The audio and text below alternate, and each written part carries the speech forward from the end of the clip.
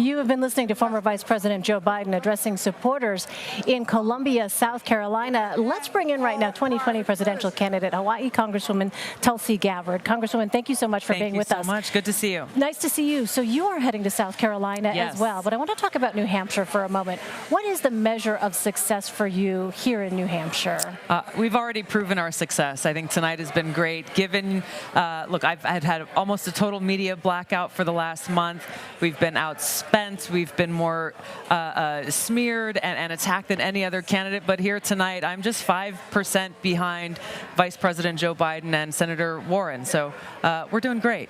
You haven't been on the debate stage in recent debates. Do you think that has hurt your campaign? You know, it's possible, but what we've been doing is continuing to focus our message directly on reaching out to voters all across New Hampshire, and continuing to carry this message now to voters in South Carolina, the other Super Tuesday states, this message of the leadership I'll bring as President and Commander-in-Chief to end these wasteful regime change wars that have not made us any safer, work to end this new Cold War and nuclear arms race, and instead redirect our taxpayer dollars towards serving the needs of the American people right here at home. That was a message you brought here to New Hampshire, that you invested considerable resources. Do you think that message has resonated enough with voters here?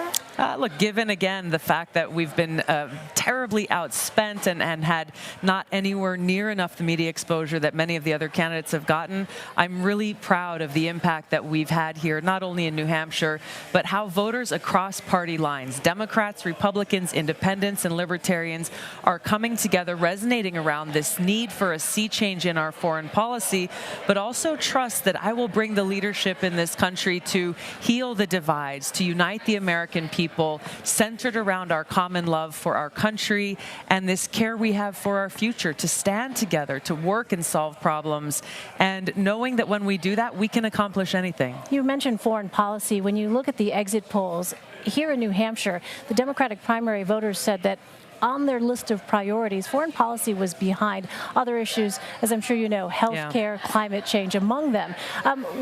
What then is your sense of an actual viable path if so much of your portfolio is about your time serving and also foreign policy and sort of being commander-in-chief and ready to go on day one? What do you see as the viable path? The more, this is what we've experienced here in New Hampshire, is the more we've been able to get our message out there, and the fresh new generation of leadership that I bring, combined with experience as a soldier, serving now for almost 17 years and serving in Congress for 7 years, really focused on national security and foreign policy. Voters recognize that so long as we continue to spend $4 billion a month propping up a corrupt government in Afghanistan, they will continue to hear from their politicians that there's not enough money for health care, there's not enough money for education, there's not enough money to deal with the opioid crisis that's ravaging so many people's lives.